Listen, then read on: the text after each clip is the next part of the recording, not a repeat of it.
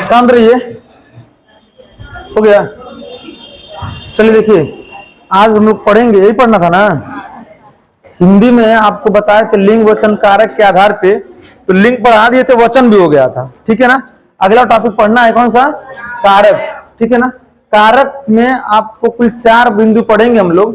पहला पढ़ेंगे कारक चिन्ह, दूसरा पढ़ेंगे विभक्ति, दूसरा कारक के भेद, और उनसे संबंधित क्या पढ़ेंगे हम लोग, उदाहरण पढ़ेंगे, ठीक है ना। एग्जाम में आपको बहुत सवाल करेगा, ठीक है। कहिए, क्लास में आ गए हम, आइए। 9 बजे खाली होंगे, ठीक।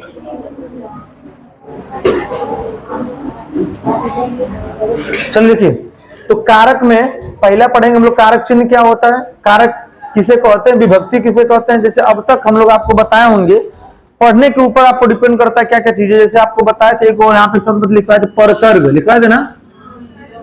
देखिए, तो परसर्ग जो होता है वो कारक चिन्ह को नहीं कहते हैं, किसे कहते हैं। अब कारक चिन्ह जो होते हैं वो कारक के भेद के ऊपर डिपेंड करते हैं, जबकि विभक्ति जो होती है, कारक, हिंदी में कारकों की संख्या कितनी बताई गई है, 8, जबकि संस्कृत में 6। तो हिंदी में अगर कारक के भेद की बात करेंगे तो 8 है, तो विभक्ति चिन्ह कितने होंगे, 7। यही होता है। एक सवाल हमने पढ़ रहा था, ठीक है, रात में हम पढ़ रहे थे, तो मैंने देखा वहां पे कि विभक्ति चिन्ह जब पूछा था, तो वहां पे यह बात अगर कहीं पढ़े हो तो वो चीज थोड़ा जानिए कि कारक चिन्ह अगर पूछेगा तो आप बताइएगा कितना है। चिन्ह पूछेगा तो 8 ही रहेंगे, लेकिन अगर विभक्ति पूछेगा तो कितना बताइएगा, 7 होगा। इसलिए कि संबोधन के जो शब्द होते हैं वह विस्मयादि बोधक शब्द के रूप में होते हैं, और उनमें जो होता है संबोधन का चिन्ह लगाया जाता है, चिन्ह से पता लगता है। जबकि वह जो शब्द होते हैं वो सभी क्या होते हैं, अव्यय कहलाते हैं।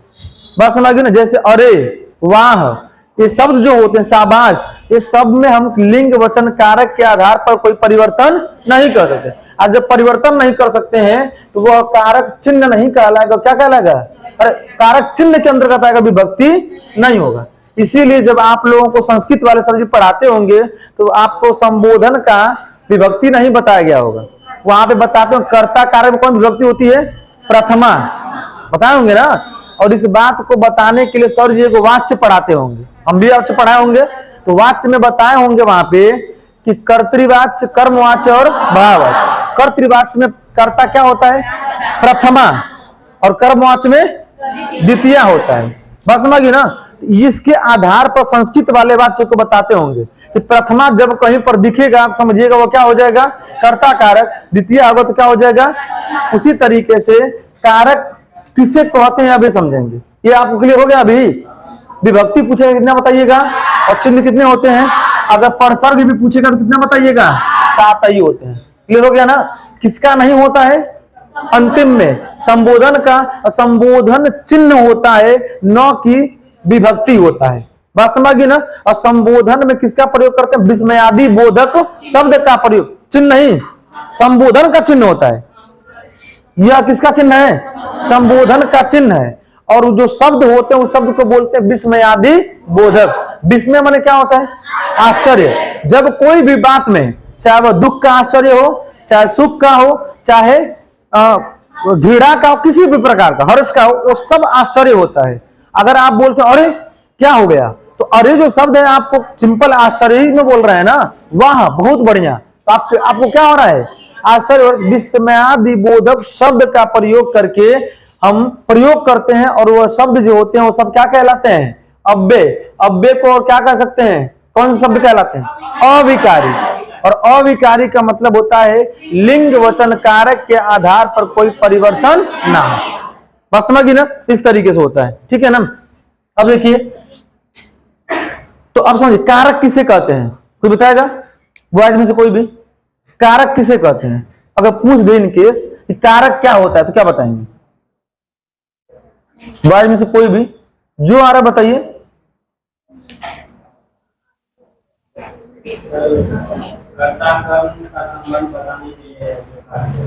कारक कहते हैं। गुड, सिंपल वही है कि जब कर्ता या कर्म का संबंध हो किसके, क्रिया से। यह बात थोड़ा बोलना जरूरी है, ठीक है ना। संबंध किससे होगा भाई, क्रिया से।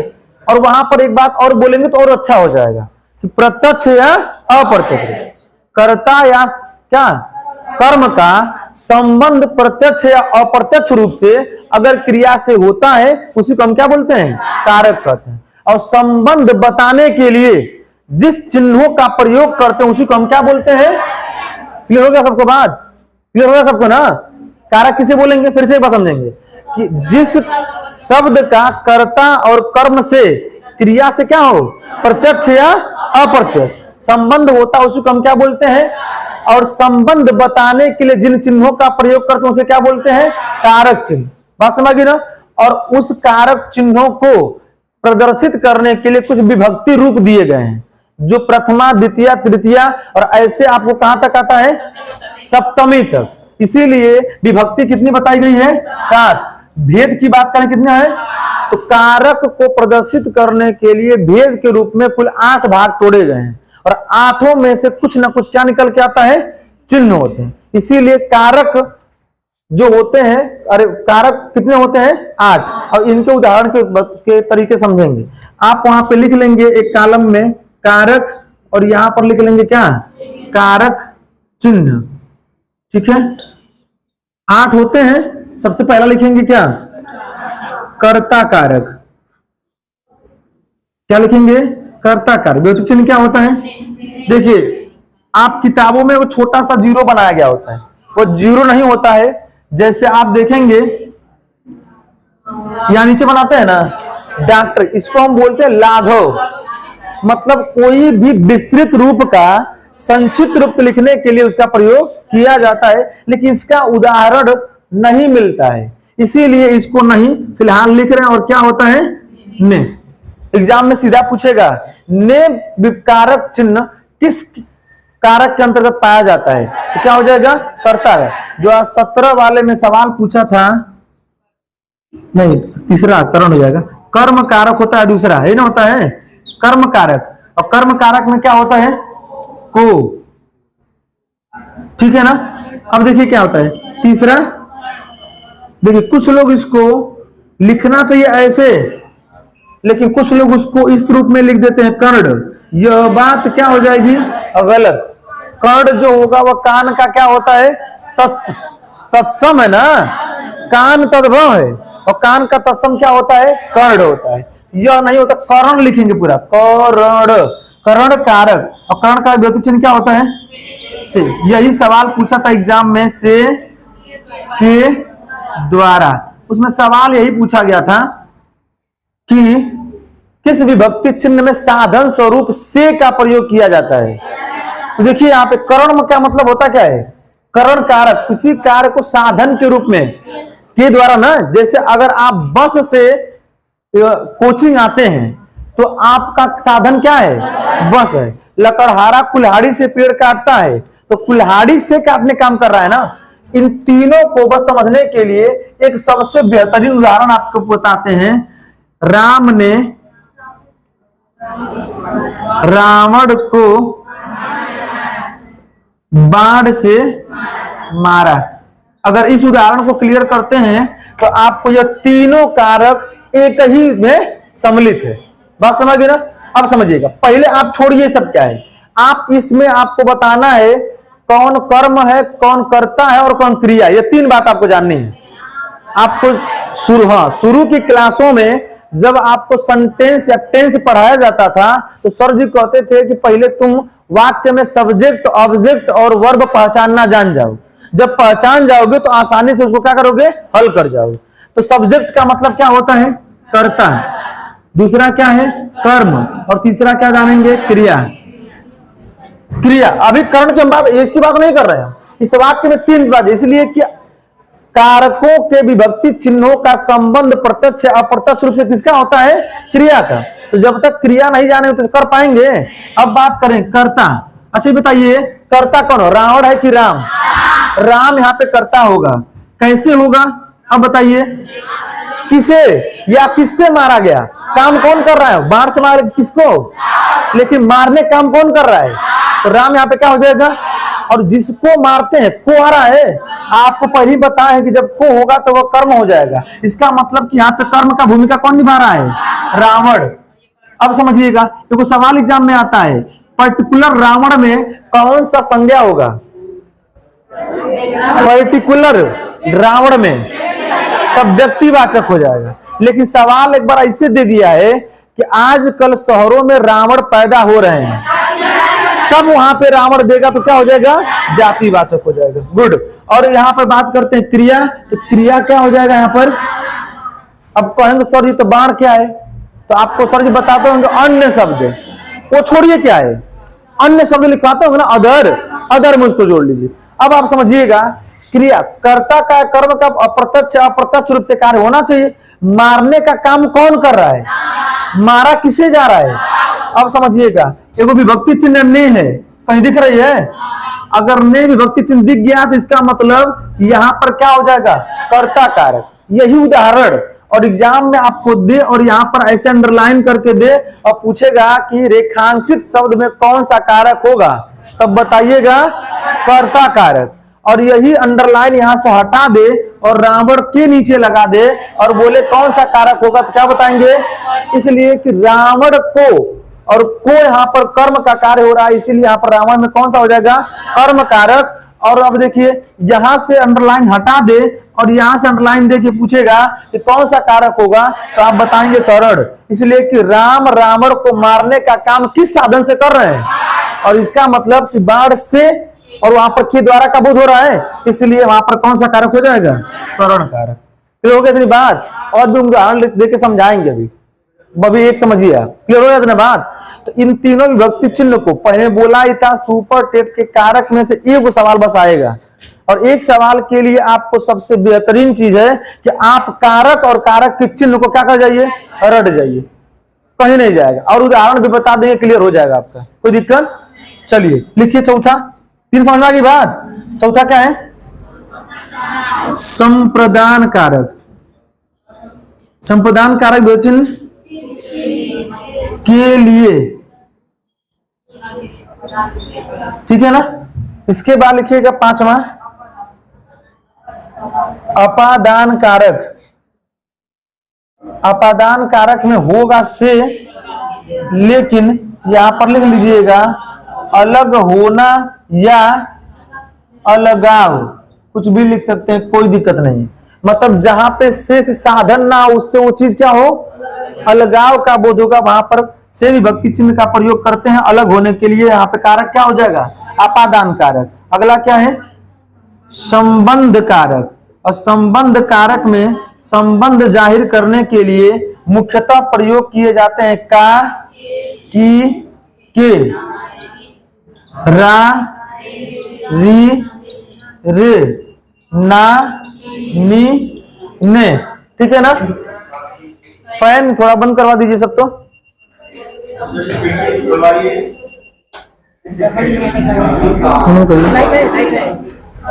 ठीक है, कोई बात नहीं, ठीक है, कट कर देंगे उतना। चल देखिए, इसके बाद एग्जैक्ट भी बंद कर दिए, वो ज्यादा लेता है। ठीक, सातवां क्या है? अधिकरण कारक। अधिकरण कारक में होता क्या है? में, पर और पै। लेकिन अभी बताएंगे, पहले लिख लीजिए। और अंतिम आठवां लिख लीजिएगा क्या? संबोधन कारक। संबोधन कारक में होता है हे, अरे, ओह इत्यादि आगे लिख लीजिएगा जरूर से। इतना ही नहीं है, इसमें और भी है, बाकी में कहीं इत्यादि नहीं लिखिएगा, लेकिन यहां पर आप लिख लीजिएगा। दिख रहा है? साफ नहीं दिख रहा है? नहीं दिख रहा तो लिखना क्या? आप लोग दिमाग में तो है इतना, जूम कर दें।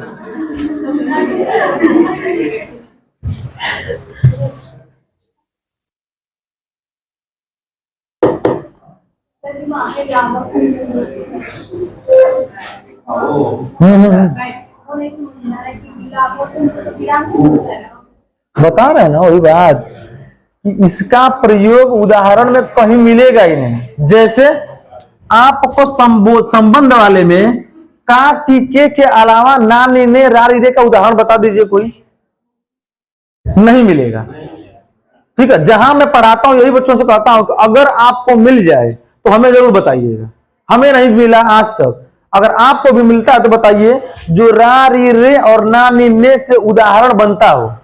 नहीं ना, सेम वैसे यहां पर इससे उदाहरण नहीं, जबकि उदाहरण किससे मिलते हैं? ने से। ऐसे यहां पर में पर है, में पर का उदाहरण तो दिख जाता है, लेकिन पै का उदाहरण मिलेगा? नहीं मिलेगा। बात समझिए ना।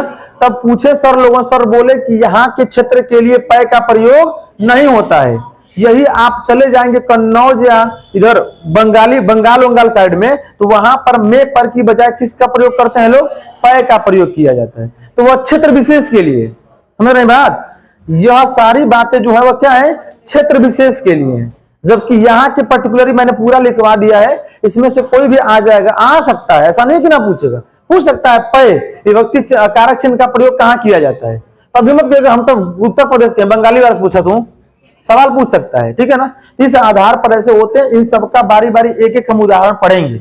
हमने जान लिया कारक चिन्ह, विभक्ति चिन्ह। अब देखिए, देख रहे हैं क्या, यहाँ पर मुख्य रूप से संबोधन यह है आपका, लेकिन जो ये शब्द है जब इसमें आदि के लिए प्रयोग करते हैं, इसीलिए इसे हम कारक चिन्ह के रूप में नहीं विभक्ति में कहते हैं। अब समझिएगा, कर्ता कारक को हम क्या बोलते हैं?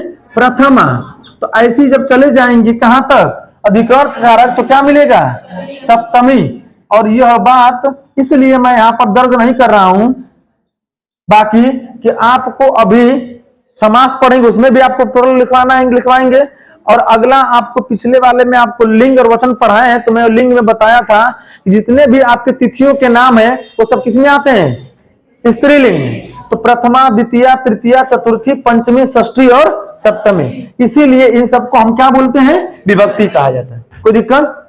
अगर लिख लीजिए कर्ता कारक, मिटा दूं?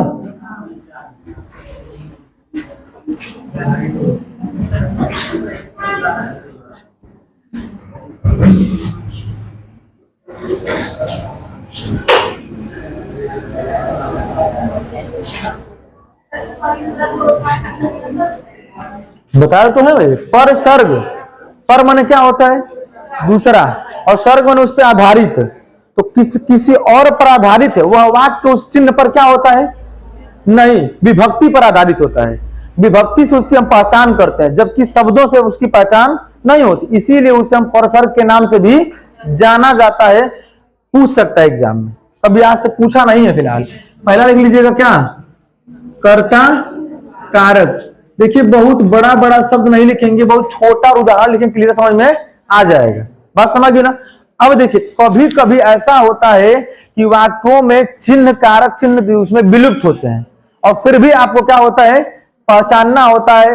अगर विभक्ति चिन्ह कारक चिन्ह अगर दे देता है तो आप तो आसानी से पहचान जाएंगे, लेकिन अगर वहीं पे विभक्ति कारक चिन्ह नहीं दिया हो तब कैसे पहचानेंगे?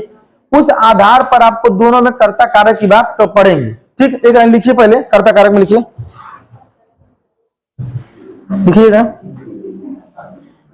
संज्ञा या सर्वनाम को, संज्ञा या सर्वनाम को, संज्ञा या सर्वनाम को, संख्या कम होने के कारण क्या है? होली।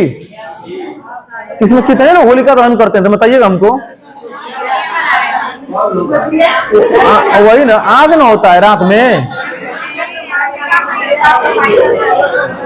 भाई देख लो, अरे सर जी होली पे घर में साफ सफाई काम नहीं, होली पे कौन साफ सफाई करता है?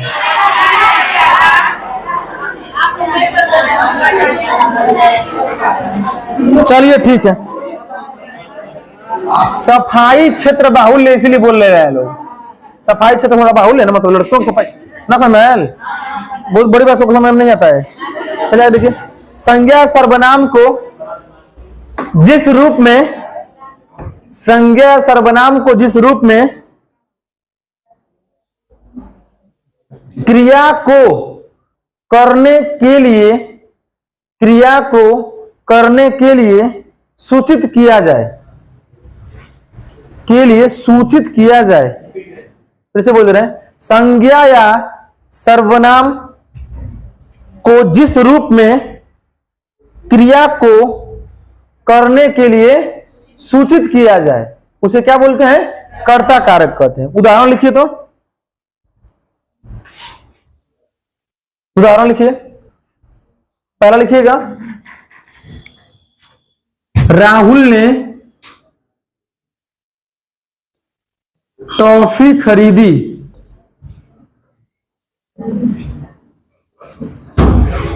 ने के नीचे अंडरलाइन कर लीजिएगा। अब बताइए, टॉफी किस भाषा का शब्द है? देशज, विदेशज? विदेशज में, विदेशज में किस भाषा का? अंग्रेजी भाषा का शब्द है। ठीक। टॉफी का हिंदी क्या होता है तम? वाह, टॉफी का हिंदी चॉकलेट होता है।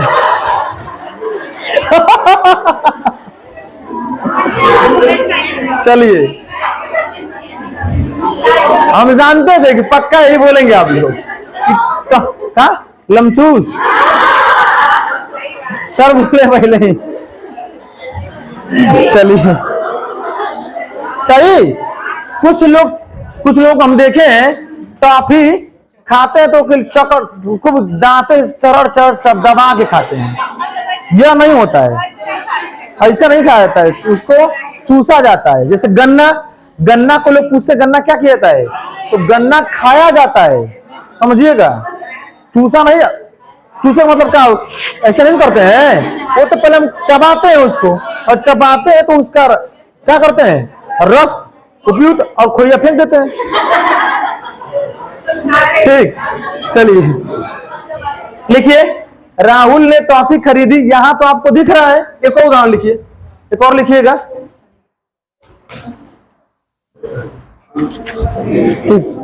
श्यामा ने खाना खाया। श्यामा ने खाना खाया। श्यामा ने खाना खाया। जो ने विभक्ति चिन्ह यहां पर दिख रहा है। अब अगला लिखिएगा, एक नोट 2000 का। बहुत साल हो गए देखे हुए। नोट लिखिए, लिखिए। जब क्रिया भूतकाल की होगी, जब क्रिया भूतकाल की होगी तब विभक्ति चिन्ह लगता है। ठीक। जब क्रिया भूतकाल की होगी तब विभक्ति चिन्ह लगता है।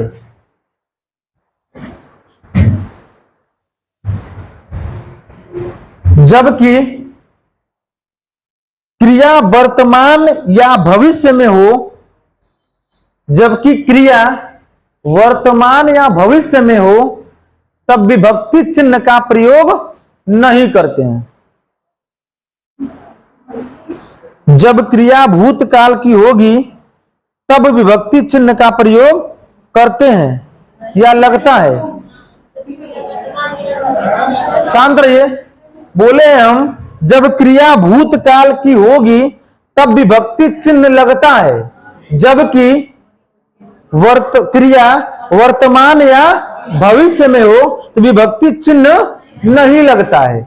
दोनों उदाहरण में देखिए क्या है, क्या बोले। पहला उदाहरण, राहुल ने टॉफी खरीदी।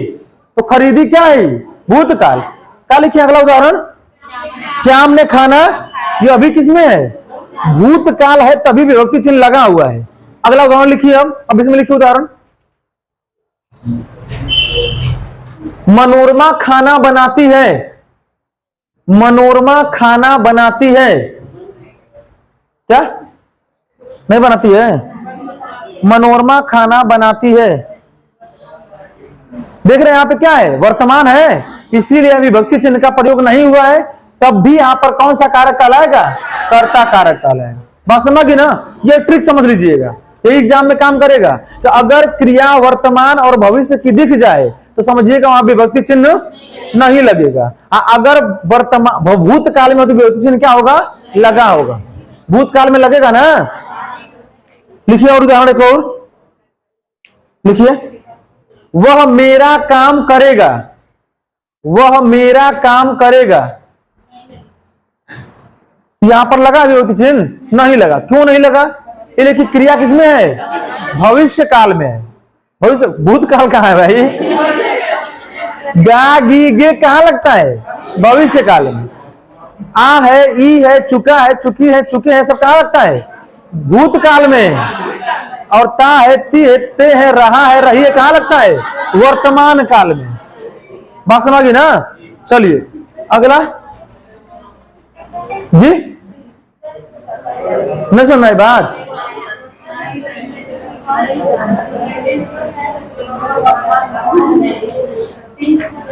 बता तो दिया भाई कि उस, अब सवाल भी करें, क्रिया से सवाल करेंगे हम, और क्रिया से सवाल करेंगे, अगर उसमें कर्ता की भूमिका मुख्य हो रही है तो कर्ता कारक हो जाएगा। नहीं तो पहला पहचान तो बता ही दिए कि अगर वहां पर भूतकाल में होगा, भूतकाल में होगा तो सिंपल विभक्ति चिन्ह क्या होगा? लगा होगा। अगर क्रिया वर्तमान या भविष्य की होगी तो विभक्ति चिन्ह नहीं लगेगा, नहीं लगेगा तो उसमें क्या हो जाएगा?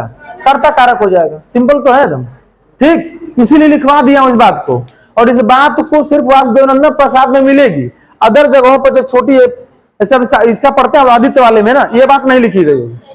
देखिएगा बस, मैं तो तो बता रहा हूं। देखो मैं हिंदी में आपको बता रहा हूं, मैं 3 बुक पढ़ता हूं, मैं बता रहा हूं। पहला नालंदा, दूसरा वासुदेवानंद प्रसाद, और तीसरा एगो आती है इनकी स्वामी जी, कौन है?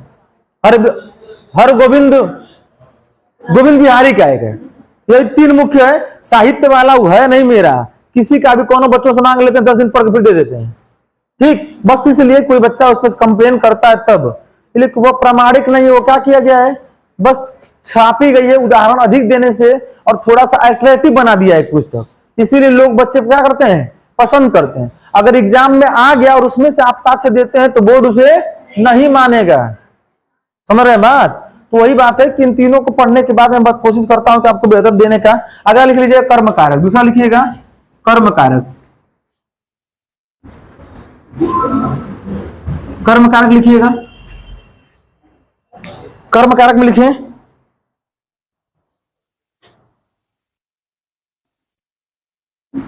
लिखिएगा, जब वाक्य में क्रिया का फल, जब वाक्य में क्रिया का फल के आगे कुछ में लिखिएगा क्या? प्रभाव। यहां फल का मतलब आम और कुछ इससे नहीं है। जब वाक्य में क्रिया का फल मतलब प्रभाव, ठीक है ना? लिखिएगा कर्ता पर न पढ़कर किसी अन्य संज्ञा या सर्वनाम पर पड़ता है, किसी अन्य संज्ञा या सर्वनाम पर पड़ता है, तो फिर वहां क्या हो जाएगा? कर्म कारक होगा। बस इतनी ही बात लिख लीजिएगा कि जब वाक्य में क्रिया का फल या प्रभाव कर्ता पर न पढ़कर किस पे पड़े? किसी अन्य संज्ञा या सर्वनाम पर पड़े, तो क्या कहलाएगा? वो कर्म कारक। लिखिए उदाहरण लिखिए, बोले लिखिए, धोबी कपड़े धोता है, धोबी कपड़े धोता है। लिखिए, मैं बता रहा हूं अभी, लिखिए तो उदाहरण पहले। समझ में विभक्ति चिन्ह इसमें नहीं है ना? क्यों नहीं है बता रहे हैं। धोबी कपड़े धोता है। अगर लिखिए, मैंने नौकर को निकाल दिया, मैंने नौकर को निकाल दिया। मैं और ने अलग अलग नहीं लिखा जाता है, ठीक, एक में रहता है, ठीक, सही तो है। मैंने नौकर को निकाल दिया। अगर लिखिए,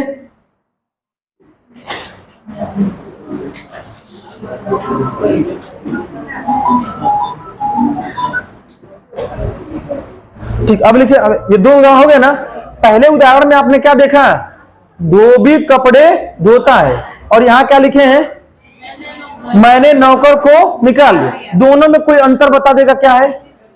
हाँ, इसमें है कि पहले वाले में कर्म जो है वह क्या है, निर्जीव है, इसीलिए विभक्ति चिन्ह का प्रयोग नहीं है। और दूसरे उदाहरण में कर्म क्या है, सजीव है, इसीलिए वहां पे क्या है, विभक्ति चिन्ह का प्रयोग किया गया। ये लिखिए नोट आगे, उसके लिखिए नोट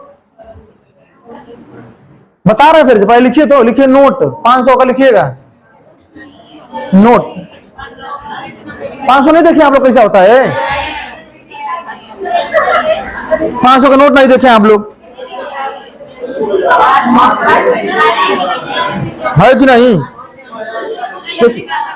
बस दिखाने के लिए दे रहे हैं, क्योंकि 500 का नोट ऐसे होता है और इस बगल गांधी जी होते हैं। इसमें सबसे बड़ी खासियत है कि झंडा जो है ना, अब तक का रिजर्व बैंक का पहला ऐसा पैसा है, गांधी जी ऐसा नहीं निकल रहे हैं, यह झंडा जो होगा छू लीजिएगा। चलिए देखिए आगे क्या, झंडा कलरफुल है, ठीक, यही सबसे बड़ी उसकी खासियत है। चलिए देखिए चलिए देखिए,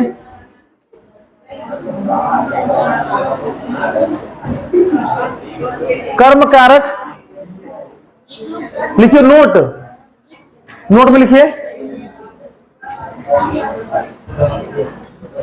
यदि कर्म सजीव हो, यदि कर्म सजीव हो तब कारक चिन्ह लगता है। यदि कर्म सजीव हो तब कारक चिन्ह लगता है, लेकिन जब कर्म निर्जीव हो, जब कर्म निर्जीव हो तो कारक चिन्ह का प्रयोग नहीं होता है।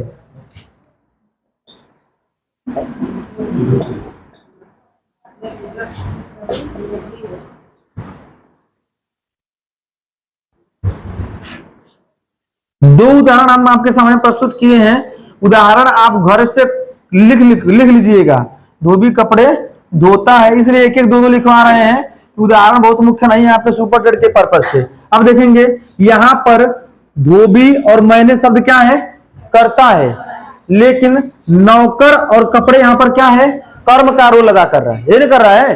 तो नौकर क्या है, सजीव, इसीलिए विभक्ति चिन्ह का क्या है, प्रयोग हुआ है, और कपड़ा यहां पर क्या है, निर्जीव, इसलिए विभक्ति चिन्ह का प्रयोग नहीं हुआ है। कहीं पर उदाहरण देखिएगा, यही आपको मिलेगा और पहचानने का सिंपल तरीका हो जाएगा, ठीक है ना। जब देखिए क्या है, धोता है, कर्म वाले में क्या से सवाल करिएगा, बात समझ ना, क्या धोता है, निकाल दिया, वही बात, किसको निकाला वहां पे, नौकर को, वहां पे को से ना, किसको धोता है, कपड़े को धोता है। कोई विभक्ति चिन्ह अगर विभक्ति नहीं दिखेगा तो वहां पर इस बात को करेंगे तो यह बात वहां पर समझ में आ जाएगी। अगला लिख लीजिएगा करण कारक, अगला लिखेंगे करण कारक, इसके आगे एक शब्द लिखिएगा बस, पहला क्या, साधन। करण कारक का मतलब क्या हो जाएगा समझिएगा, करण का अर्थ क्या होता है, साधन होता है, करण का शाब्दिक अर्थ क्या होता है, साधन, ठीक।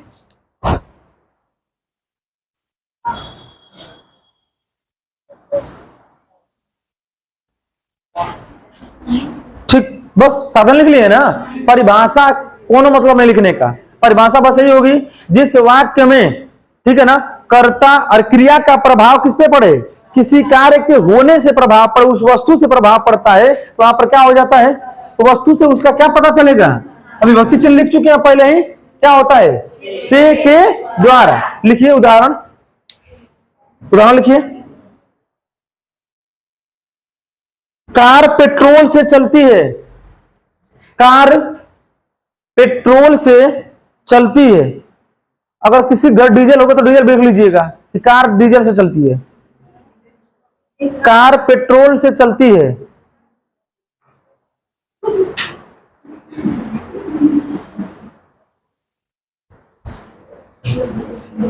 कार पेट्रोल से चलती है, यहां पर से के नीचे क्या कर लीजिएगा, अंडरलाइन कर लीजिए। अगला उदाहरण लिखिएगा, तुम कलम से पत्र लिखते हो, किसको? अरे माँ को लिखती है पत्र, मतलब घर में आई मम्मी, तो फिर लिखने क्या जरूरत है उनके? तुम कलम से पत्र लिख रहे हो। अच्छा, माँ को, आपकी शादी होगी तो उनको लिख रही होंगी आप, सासू माँ को, कि कब होली बीत गया, कब जाएंगे लेके। चलिए आगे देखिए, तुम कलम से पत्र लिखते हो, लिखिए, तुम कलम से पत्र लिखते हो। आगे लिखिए उदाहरण, वह कुल्हाड़ी से वृक्ष काटता है, वह कुल्हाड़ी से वृक्ष काटता है,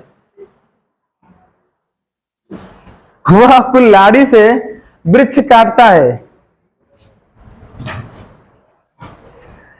देखिए, तीनों में आपका कारक चिन्ह जरूर दिखता है, और तीनों में कहीं ना कहीं किसका बोध हो रहा है? साधन का। पहले में क्या लिखा आपने? कार के चलने का साधन क्या है? पेट्रोल। तुम कलम से पत्र लिखते हो, लिखने का काम क्या है? कलम। और वह कुल्हाड़ी से वृक्ष काटता है, काटने का काम कौन कर रहा है? तीनों में साधन दिख रहा है, इसीलिए कौन सा कारक हो जाएगा? अगला लिखिएगा, कौन सा? संप्रदान कारक। संप्रदान कारक में देखिएगा, एगो शब्द लिखा गया, संप्रदान क्या मतलब? दान लिखा है। दान का मतलब कोई वस्तु किसी को क्या किया जाए? दान की जाती है, दी जाती है, वहां पे कौन सा कारक हो जाएगा? संप्रदान कारक हो जाता है। ठीक, इसमें लिख लीजिएगा, छोटा सा, बस थोड़ा सा लिखिए। देखिए इसमें और भी क्या क्या हो सकता है, ठीक है ना? देखिए लिखिए, जैसे इसमें संप्रदान कारक में आपने यही लिखा है ना, के लिए। अगर कहीं पर के वास्ते दिख जाए, ठीक है ना, हेतु, के निर्मित, ठीक है ना, इन सभी शब्दों में भी कौन सा कारक होता है? संप्रदान कारक का योग होता है। ठीक है ना? कैसे होगा, लिखिए, लिखिए, भूखों को अन्न देना चाहिए, भूखों को अन्न देना चाहिए। तो यहां पर को दिख रहा है, तो कोस आपको क्या हो जाएगा बताइए? कर्ण मतलब को विभक्ति चिन्ह कहां लिखवाए हैं पहले बताइए? अरे कर्म में लिखवाए होंगे, लेकिन यहां पर क्या भूखों को अन्न देना, तो देना है, और देने का वो इसलिए कौन सा हो जाएगा? अब इसको अगर शुद्धता की बात करें, यह शब्द लिखा है, यह वाक्य शुद्ध नहीं है, शुद्ध क्या लिखेंगे? भूखों के लिए अन्न देना चाहिए।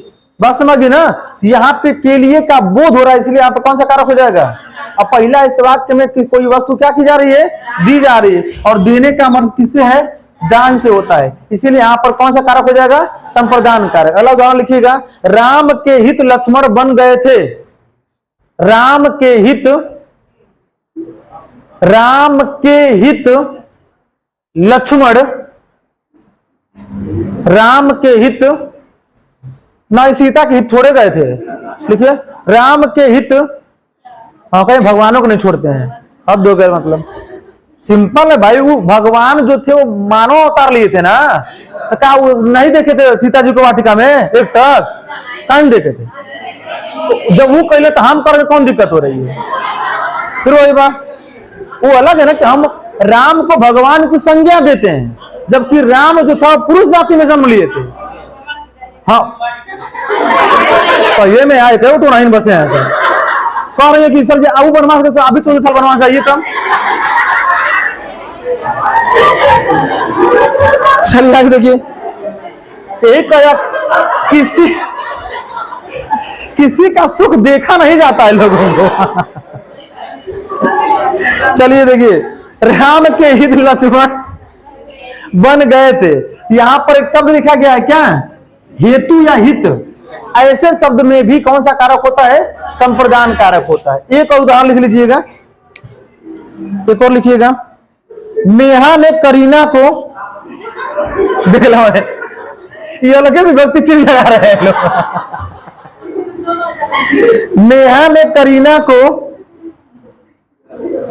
पेन भेंट की। नेहा ने करीना को, कोई करीना है इसमें? नहीं है। नेहा ने करीना को पेन भेंट की। भेंट ना लिखना, भेंट, भ के ऊपर अनुस्वार रहेगा, ठीक? भेंट हो जाएगा तो भेटायल ये हो जाएगा।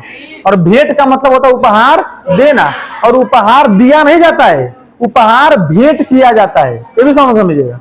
यह वाक्य शुद्धि में आपको बताएंगे आगे हम कि अगर उपहार दिया नहीं जाता है, उपहार भेंट किया जाता है। बात सुना गई? ठीक, भेंट की, ठीक है ना। अब यहां पर कोई उपहार उसे दे रहा है ना, और दे रहा है, इसलिए यहां पर कौन सा कारक हो जाएगा? संप्रदान कारक हो जाएगा। अगला लिख लीजिएगा अपादान कारक। अपादान कारक, अपादान कारक नहीं समझ में आया? देखिए आपको एक और उदाहरण लिख रहे हैं, समझ में आएगा। यहां पर बालक के लिए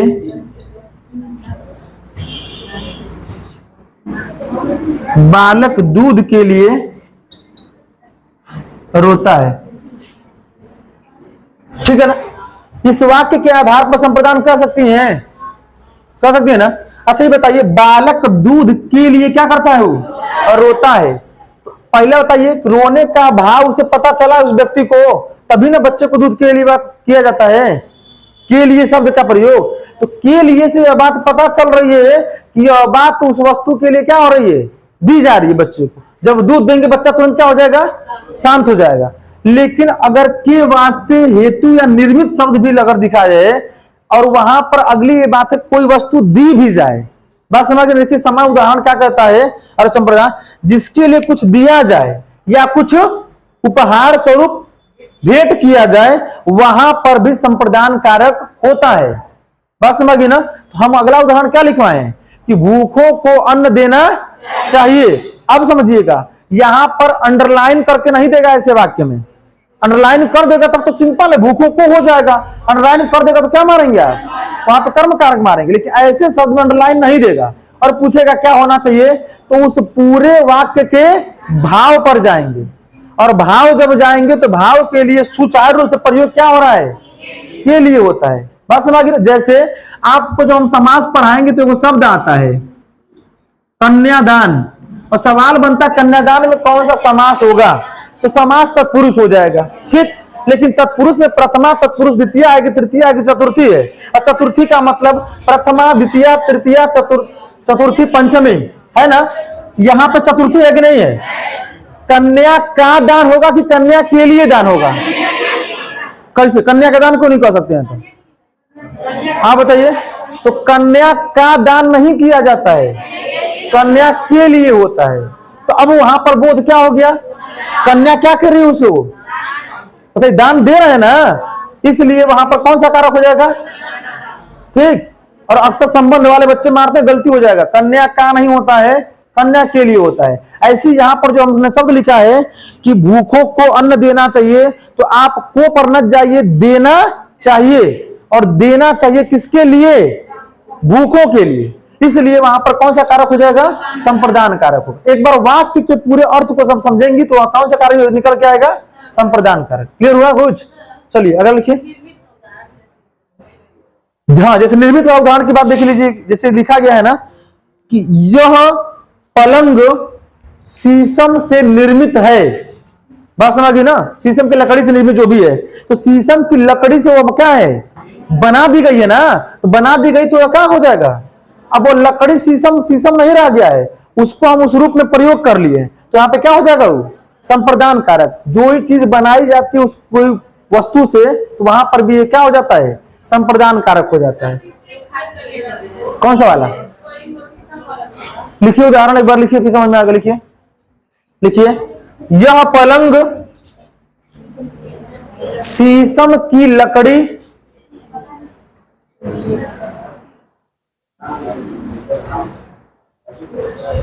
से बनाई गई है। लिखिए, से बनाई गई है, ठीक है। सॉरी, निर्मित लिखना था ना उसमें, बनाई मत लिखिएगा। क्या लिखे हैं? यह पलंग शीशम की लकड़ी से निर्मित है। लिखिएगा, से निर्मित है। अब देखिए, शीशम ही नहीं है, वो शीशम नहीं कह रहे हैं हम, क्या कर रहे हैं? लकड़ी से क्या कर दी गई? उसे निर्मित किया गया। और निर्मित का मतलब कि अब वो लकड़ी किस रूप में बदल गई है? पलंग का रूप धारण कर ली है, वह शीशम नहीं रह गया, अब शीशम की क्या बन गई, वह वस्तु क्या कर दी गई, उससे बदल गई है। और जब बदल गई, दे दिया गया, उसके वास्ते हो गया। जैसे आप अगला शब्द में नहीं पूछ रहे हैं, जैसे देखिए लिखा राम के हित लक्ष्मण बन गए थे, तो वहां पर के हित या राम के वास्ते भी शब्द बोल सकते हैं। तो के वास्ते का मतलब उसके बजाय वो कार्य हम क्या कर रहे हैं, कर, इसलिए वहां पर कौन सा कारक हो जाएगा, संप्रदान कारक हो जाता है। ठीक है ना, वहां पर के लिए, के वास्ते, हेतु, के हित या निर्मित शब्द दिख जाएगा, तब भी वहां पर क्या मारिएगा, संप्रदान कारक ही मारिएगा। चलिए लिखिए अगला अपादान कारक। अपादान कारक लिखिए, खत्म हो जाए, 3 तो बचा है, हो जाएगा। अपादान कारक यहां पर आप सबको पता है, बस याद रखिएगा क्या है, से और अलगाव का बोध। यह बहुत सिंपल है, एकांत शब्द में समस्या होती है, एकांत वाक्य में वो बता रहे हैं कहां से। ऐसे लिखिए उदाहरण, बहुत बार एग्जाम में पूछता है, पेड़ से पत्ते गिरते हैं, पेड़ से पत्ते गिरते हैं। यह बात तो समझ में आ गई कि पेड़ से पत्ता गिरता है या पत्ते गिरते हैं, तो मतलब पेड़ से पत्ता गिरेगा तो क्या हो जाएगा। लेकिन अगला उदाहरण लिखिए, लिखिए अगला उदाहरण, मेरा ननिहाल मेरे घर से बहुत दूर है। मेरा ननिहाल मेरे घर से बहुत दूर है। मेरा ननिहाल मेरे घर से बहुत दूर है। ठीक, देख रहे हैं। अब इसमें कैसे होगा अपादान कारक, तो आपको वहां पर मैं अभी लिखवाऊंगा नोट करके कि जब तुलना किया जाए और बहुत दूरी का बोध हो, तो उन दोनों दूरी के आधार पर दोनों क्या है, सेपरेट है। सेपरेट मतलब अलग अलग, इसीलिए कौन सा कारक हो जाएगा, बस ना कि ना। अगला सवाल बस बता रहा, अभी नोट करके लिखवा रहे हैं बच्चे। इसमें कहेंगे सर जी हिमालय से गंगा निकलती है, इसमें कौन सा कारक होगा, तो अपादान होगा। जितना हिस्सा पानी का निकल गया फिर दोबारा कहेगा कि हम जाएंगे, वह उससे अलग हो गया ना, इसीलिए वहां पे कौन सा कारक हो जाएगा, अपादान कारक होगा। बिल्ली छत से कूदी, तो छत से जब कूदी उसका भले गोड़ टूटे उसे तो क्या मतलब, लेकिन बिल्ली जब कूद गई तो उसका मतलब छत से वो क्या हो गई, अलग हो गई। बात समझ गई ना। वह छत से बाल्टी में रंग भर के फेंकता है, माल समझ आ गई, पानी या रंग, तो रंग जितना फेंक दिया फिर दोबारा पनिया बटोर के लिए फेंकी, अलग हो गया उससे ना, कौन सा कारक हो जाएगा, अपादान कारक हो जाएगा। बात समझ गई ना। चूहा बिल से निकलता है, तो मैं वो कहली निकल सर जाएगा फिर चला जाएगा, तो अरे भैया वो गए, निकल गया ना, निकल गया, दोबारा जब फिर निकलेगा। ठीक है ना, तो वहां पे क्या हो जाएगा, अपादान कारक। लिखिए नोट करके, लिखिए नोट,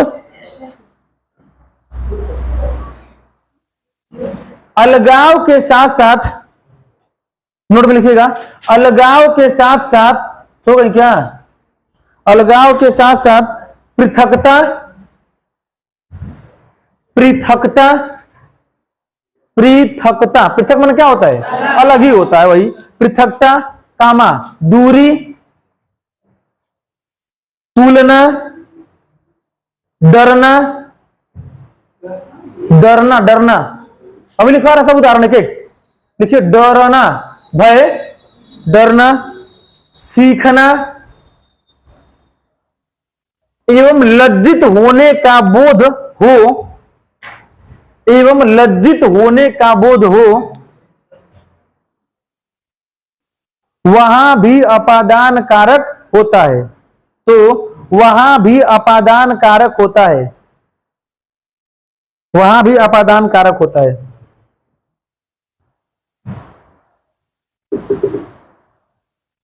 लिखिए एक ही उदाहरण फटाफट लिखिए तो, सत्येंद्र अनिल से तेज दौड़ता है। सत्येंद्र, उदाहरण लिखिए, सत्येंद्र अनिल से तेज दौड़ता है। सत्येंद्र अनिल से तेज दौड़ता है, हो गया। अगर लिखिए उदाहरण, मैंने माता जी से कढ़ाई सीखी। मैंने माता जी से कढ़ाई सीखी। कढ़ाई समझते हैं ना, कौन कढ़ाई, हाँ कढ़ाई बुनाई वाला है। ठीक, तो अब देखिए दोनों में समझिए क्या है, डरने वाला भी लिखा दे रहे हैं तो लिखिएगा, डरना लिखिएगा, लिखिए वह अंधेरा से डरता है, वह अंधेरा से डरता है। अंधेरे से लिख लीजिए, उजियारा लिख लीजिए, जोने से डरते होंगे आप लोग। वह अंधेरे से डरता है। देख रहे क्या आ रहा है। अब देखिए पहला वाक्य क्या लिखा आपने, अनिल से तेज। अच्छा ये बताइए, तेज दौड़ने का बोलते उससे आगे में जाएगा ना, तो उससे दूरी हो गया, अलगाव हो रहा है कि नहीं हो रहा है। अगला क्या लिखे आप, मैंने माता जी से कढ़ाई सीखी। तो कढ़ाई सीखी तो माता जी का गुण उसके गुण में क्या हो गया, ट्रांसफर हो गया, अलगाव हो गया कि नहीं हो गया गुण का। ऐसी वहां पर लिखा वो अंधेरे से, अच्छा डरेगा तो अंधेरे में रहेगा कि उससे दूर भगेगा, दूर भगेगा तो क्या कब हो रहा होता है ये, इसीलिए कौन सा कारक हो जाएगा वहां पे, अपादान कारक हो जाएगा। अगली कंडीशन, वह उससे बहुत लजाती है या लजा, ठीक, तो लजाएगी तो उससे उसके पास जाएगी कि हम लजा रहे हैं, जब लजाएगी उससे दूर बन जाएगी या जाएगा, जो भी होगा। इसका मतलब इन सब केस में क्या हो रहा है, दूरी का बोध, अलगाव का बोध रहा है। अगला लिख लीजिए फटाफट, 2 और 3 तो बचा हुआ है, सिंपल सिंपल है। संबंध कारक लिखिएगा, संबंध कारक बस जानिएगा का की के, ठीक है ना। नानी ने रारी रे का कोई उदाहरण नहीं होता है। अगर कोई इसमें से खोज के लेके आ जाता नानी ने रारी रे, तो उसको पक्का हम 100 रुपए का इनाम देंगे, पक्का, ठीक। चलिए लिखिए, हम भारत के नागरिक हैं, हम भारत के नागरिक हैं।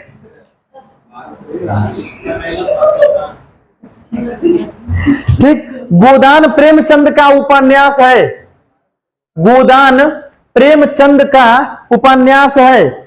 यहां पर का और के नीचे क्या कर लीजिएगा, अंडरलाइन कर लीजिएगा। गोदान प्रेमचंद का उपन्यास है, बस प्रेमचंद का उपन्यास है। एगो की लिख लीजिएगा, यह किसकी भैंस है, और गाय लिख लीजिएगा, यह किसकी गाय है, यह किसकी गाय है, ठीक। की के नीचे क्या कर लीजिएगा, अंडरलाइन कीजिए। काकी के दिख गया। अगर लिखिएगा अधिकरण कारक, एक लेक्चर का ये है कारक, अधिकरण कारक, अधिकरण कारक। अधिकरण का शाब्दिक अर्थ लिख लीजिएगा, बस जानते हैं क्या है, आधार या सहारा, आधार या क्या सहारा, ये क्या कहलाता है, अधिकरण कारक कहलाता है जी। सही में 100 रुपया ले चक्कर में रहे हैं सब, हम देखने के लिए बोले हैं, ठीक है ना। बोलिए, मैंने अपनी पुस्तक लिखी, यहां पर है। तो अगली कंडीशन, सुनिए मेरी बात, सुनिए, अपने जो शब्द है वो अपने आप में एक सर्वनाम के रूप में कार्य करता है। बस समझ बात, जहां पर का की के एकदम क्या हो, अलग हो, हम इसकी बात कर रहे हैं। आप समझिए बात को, ठीक है। आपने बोला 100 रुपया आपको दिखा दे रहे हैं कैसा होता है, ठीक है। हाँ चलिए देखिए, अधिकरण कारक, अरे वही रंग खेलना है 100 रुपये का हो गया। चलिए देखिए, लिखिए अधिकरण कारक में लिखिएगा, लिखिए किताब मेज पर रख दो, किताब मेज पर रख दो। और दूसरा लिखिए, शेर जंगल में रहता है। किताब मेज पर रख दो, पर के नीचे अंडरलाइन कर दीजिए और लिखिएगा शेर जंगल में रहता है। तो शेर में जंगल क्या कर रहा है, उसी के सहारे रहता है, इसीलिए वहां पर क्या है, अधिकरण कारक हो जाएगा। और अंतिम लिख लीजिएगा संबोधन, संबोधन के लिए जहां पर संबोधन का चिन्ह होता है, संबोधन में क्या क्या होता है लिख लीजिएगा, आश्चर्य, आश्चर्य, दुख, आश्चर्य, दुख, हर्ष एवं उल्लास का भाव प्रदर्शित करने वाले शब्द, हर्ष, उल्लास एवं उल्लास का भाव प्रदर्शित करने वाले शब्द क्या कहलाते हैं, संबोधन कारक के अंतर्गत आते हैं। एक उदाहरण लिखवा कर बाकी सब लिख जाइएगा आप लोग, ठीक। और ये बाप कितना बड़ा सांप है, बोल रहा लिखने के लिए, हद हो गया। लिखिए, लिखिए, अरे बाप कितना बड़ा सांप। अरे के नीचे नहीं लगाना है, अरे बाप के बाद लगाना है संबोधन का चिन्ह। अरे बाप, हाँ ठीक है, लिख लो ना बाप, अरे दादा लिख दो, ठीक। कितना बड़ा सांप है, ठीक। ऐसे शब्दों के लिए भी हम कारक का प्रयोग करते हैं, ठीक है ना। आज के लेक्चर में हम लोग क्या पढ़ लिए, कारक। कारक कितने होते हैं, 8। विभक्ति चिन्ह कितनी होती है, 7। क्लियर हो गया, चलिए।